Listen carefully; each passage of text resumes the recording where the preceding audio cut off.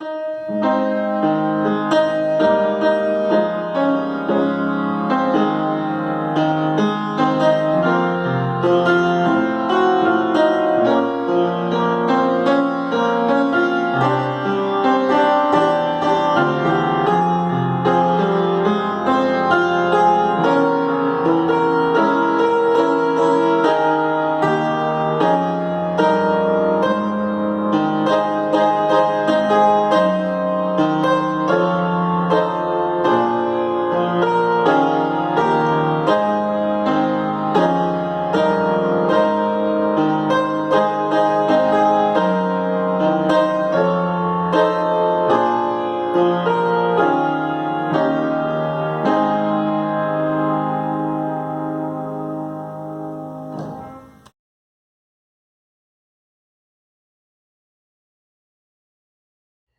morning, everyone. Our meditation this morning will be from this last lesson we just read. I'll just read it quickly again, because I think it's, although a very familiar text, it's good for us to refresh. So you may want to keep your Bibles open. But I say to you that listen, love your enemies, do good to those who hate you, bless those who curse you, and pray for those who abuse you. If anyone strikes you on the cheek, offer the other also, and from anyone who takes away your coat, do not withhold even your shirt. Give to everyone who begs from you. And if anyone takes away your goods, do not ask for them again. Do to others as you would have them to do you. If you love those who love you, what credit is that to you? For even sinners love those who love them. If you do good to those who do good to you, what credit is that to you? For even sinners do the same. If you lend to those from whom you hope to receive, what credit is that to you? Even as sinners lend to sinners to receive as much again. But love your enemies, do good, and lend, expecting nothing in return. Your reward will be great, and you will be children of the Most High, for He is kind to the ungrateful and the wicked. Be merciful just as your Father is merciful. Do not judge, and you will not be judged. Do not condemn, and you will not be condemned. Forgive, and you will be forgiven. Give, and it will be given to you. A good measure pressed down, shaken together, and running over will be put into your lap. For the measure you give will be measure you give back. I don't know if you've heard of this book called All I Really Need to Know I Learned in Kindergarten by Robert Fogel, printed in 1988. The book stayed in the list of the New York Times bestseller for 2 years.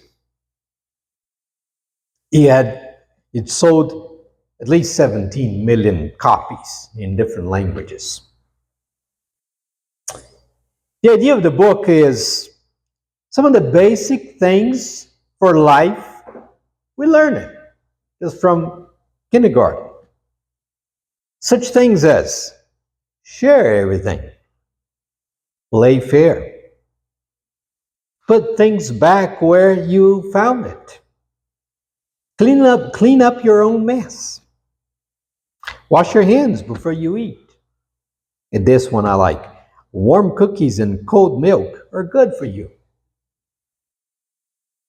It's very suggestive, and the point of the book is that maybe a lot of the problems of humanity, of society today, is a lack of learning some basic things that we were taught since kindergarten. When I read a passage such as this in some of the teachings of Jesus, I am tempted to think that all I really needed to know, I learned with Jesus. Jesus gives us some very simple teaching principles. It says something that it seems so basic, and you think, did he have to say that? But it's very important teaching. If we were to, let's say, put down these teachings, some of these teachings of Jesus, in a sort of like a motivational speech or a book, a self-help book, like such as 5 steps for this or 3 steps for this, maybe it would say something like this: be understanding and loving to those who are hostile to you.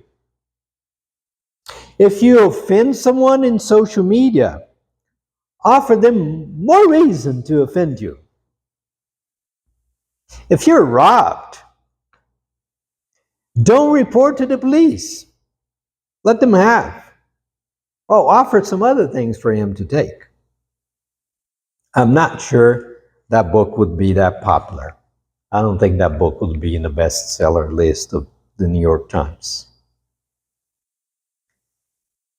Why? Because as we read these verses, I have the sense that we have here one of the most significant ethical teaching of Jesus.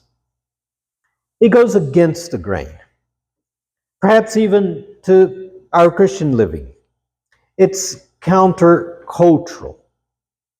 It seems so unattainable, unrealistic to try to apply some of these principles of Jesus in our modern modes of relationship. Love your enemy. It's not even speaking of your neighbor. It's love your enemy. As you notice, this text comes right after Jesus' blessings and woes.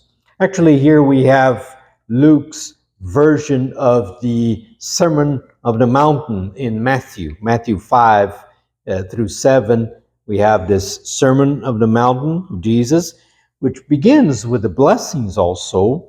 Here in Luke, we have also some of the woes or the curses after the blessings.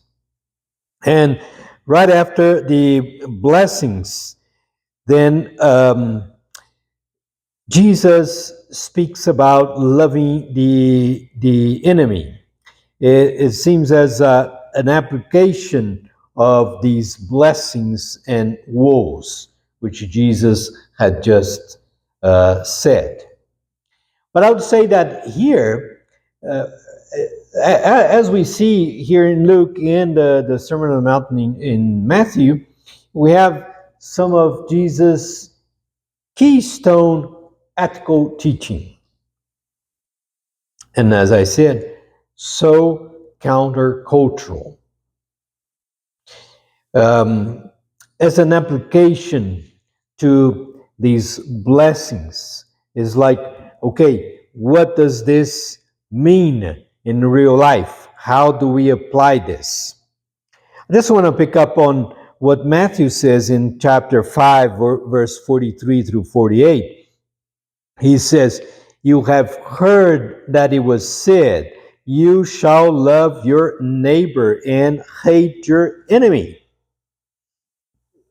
Jesus, after the blessings in Matthew, he also makes some clear applications of how to put those principles in practice. And he is constantly reporting to what the people had heard before in their teachings. In part is what it teaches in the 10 Commandments or in part of the law. And hardly is what the rabbis, the teachers, would teach or how they would interpret the law. So here's one. You shall love your neighbor and hate your enemy. But I say to you, just by the way, you don't see that in the Old Testament, in the law. This was how the rabbis would interpret it. But I say to you, Jesus saying, love your enemies and pray for those who persecute you, so that you may be children of your Father in heaven. For he makes his sun rise on the evil and on the good, and sends rain on the righteous and on the unrighteous. For if you love those who love you, what reward do you have? Do not even the tax collectors do the same? And if you greet only your brothers and sisters, what more are you doing than others? Do not even the Gentiles do the same? Be perfect before, therefore, as your heavenly Father is perfect. Yes, that's what he's saying. Love those who hate you. I would say that even Christians have a hard time putting that into practice. We like to, show our respect, our love for those who are closer to us. Sometimes we have even a hard time applying this in our own family. We always have some member of the family who we don't sympathize too much with, and we wouldn't bother about being very generous or very kind to that person. And we have a very, let's say, very clear sense of self-respect. Well, I won't let that person do this to me. I mean, I am also, I need to be respected for whom I am, for who I am. So it seems, as I said, so countercultural what Jesus is saying here.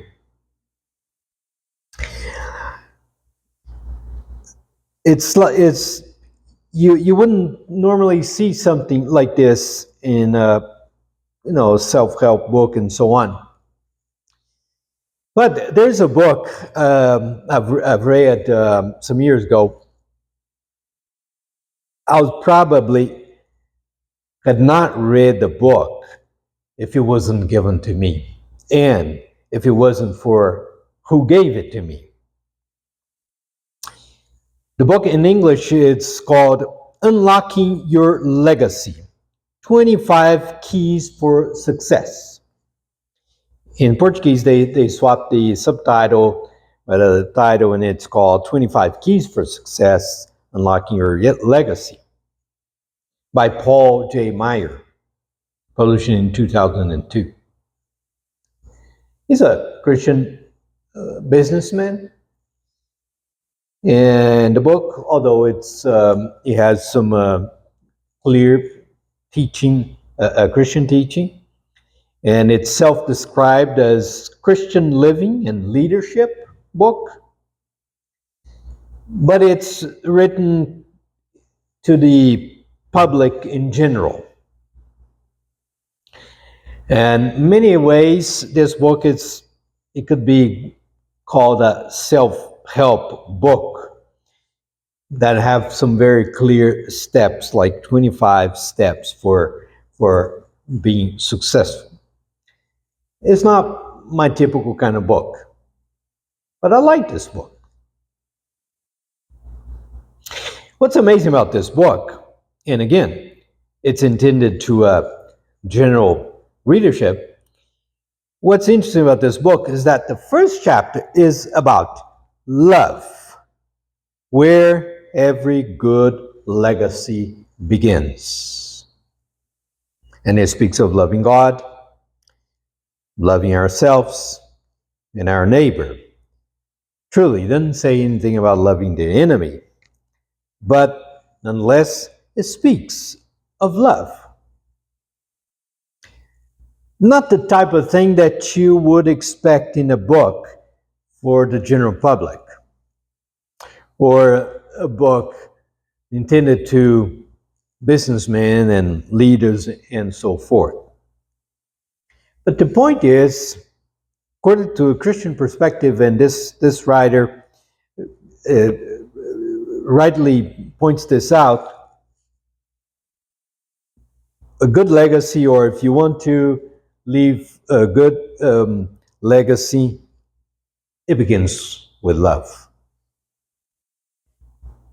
Not surprisingly, Jesus summarizes the whole law. The whole law of the Old Testament is love your God above everything, with all your heart, with all your strength, and your neighbor as yourself. And then further on, he says to love the enemy.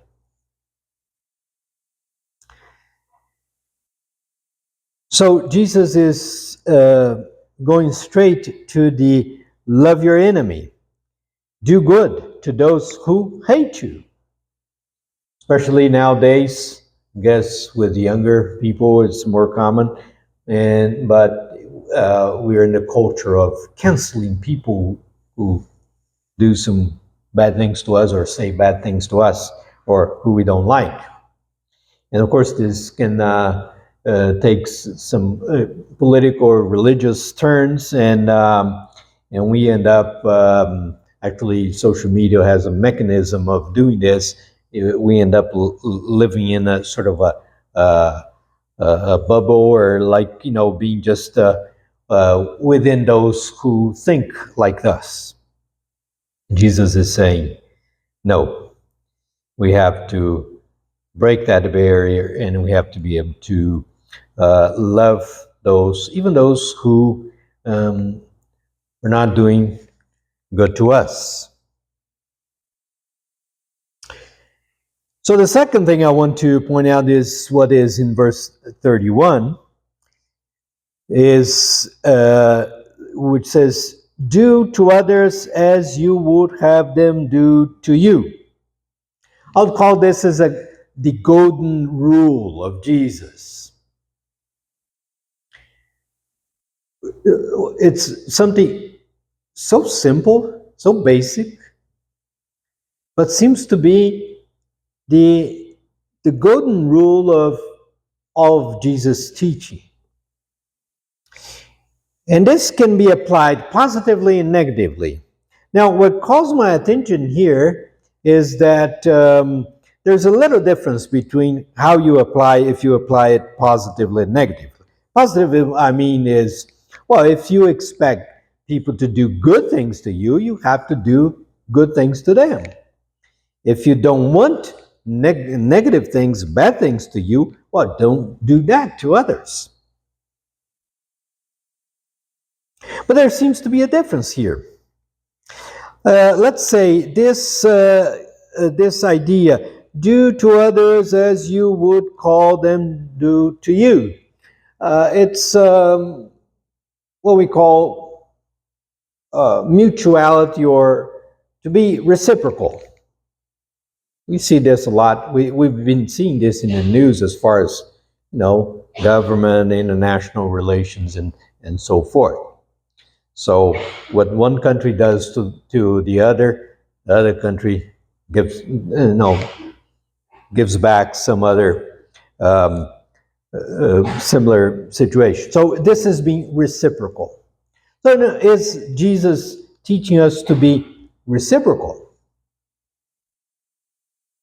Well, if you expect good things, do good things. If you don't expect bad things, don't do bad things. Interestingly, though, it seems like verses 32 on, at least, let's say, until 35, Jesus is not teaching us to be reciprocal. On the contrary, if you love only those who love you, what good is that? Even sinners do that. If you do good to those who do good to you, what credit is that to you? So in a sense, Jesus is saying that Doing good is going beyond reciprocity, exchange. You do good even to those who do not do good to you. Because, let's say, this is basic human relations. You're going to be friend of those who are going to also be friend of you. You're going to invite someone to your house if they'll invite you back to their house or something like this. So we normally establish our relationship based in reciprocity and in mutuality. But Jesus is saying that doing good is beyond that. We don't do good just because we expect it back. We don't do good just to people who are going to do the same to us. We shouldn't do that. Now, in a negative way, it seems like the rule of being reciprocal is applied. Because when we come to verse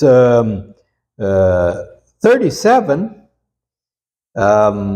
it says, "Do not judge, and you will not be judged." So it seems to apply that rule. Let me illustrate in the following way. It doesn't really have to do with exactly doing something bad or good to another person, but I think it gives us the idea of how we don't see our actions the way they actually is expressed to other people. It's the story about a missionary working among some indigenous people, and he had naturally, as any modern people, a watch in his hand. And every so often he would look at the watch and go somewhere and so on.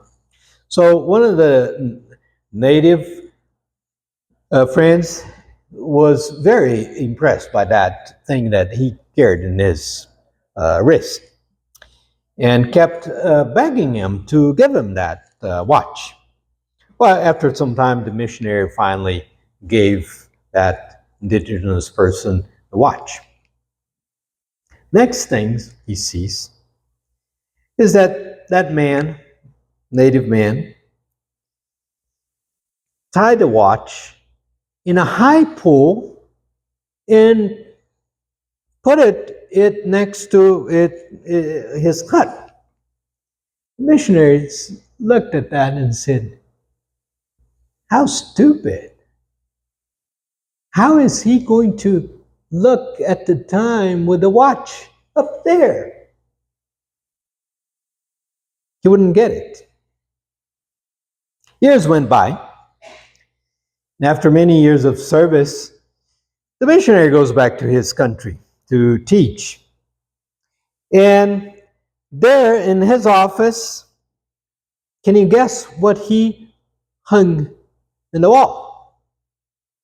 Some bow and arrow. Just imagine if this man, this native man, would come in to the professor's office and look at the bow and arrow in a wall. He might have had the same reaction. How stupid! How is he going to hunt anything with this in the wall? We do things to others. We don't realize sometimes what we are doing. And we look at what others do and we think, you're stupid. We don't see our actions or hear our words through the ears and eyes of the other. Well, Jesus' moral and ethical standards teach us to do to others what we would like doing to us. But actually, he's saying we should not be expecting others to do good to us. We have to keep doing good, not only to those who can do good to us. Now, and this is the third point, verse 37, when he says, do not judge. Again, the negative, exchange is committed as don't do what you don't want someone to do to you. Do not judge, and you will not be judged. Do not condemn, and you will not be condemned. Forgive, and you will be forgiven. Give, and it will be given to you. I'll say this is probably one of the most misapplied and misunderstood teachings of the Bible, at least of Jesus, but maybe even of the whole Bible. How do people normally apply this teaching of Jesus? Well, everyone has their own mistakes. Who are to judge? It sounds as a moral relativism. Who's to say how I should live? Or who's to say that such a person is wrong? No one is to say. We shall not judge the others. Well, of course, Jesus is not saying that, although it's usually applied like this many times. Jesus is not saying that. Jesus is saying that we should not be judging others. We should love others. We should be merciful. Actually, this is the word he says in verse 36. Be merciful, just as your Father is merciful. So don't judge other people. Well, you're going to be judged with the same measure that you judge other people. Again, this is to say that we shouldn't establish our relationships with people based on judgment. We should establish our relationship with people based on God's mercy. The fact that the Father, is merciful. So Jesus had said back in verse 22, blessed are you when people hate you and when they exclude you, revile you, and defame you on the account of the Son of Man. Rejoice in that day and leap for joy, for surely your reward is great in heaven. For that is what their ancestors did to the prophets. And then he says the opposite of it. Whoa, be careful. Be careful when people are speaking well of you. For that's what they did to the false prophets. Well, Jesus is,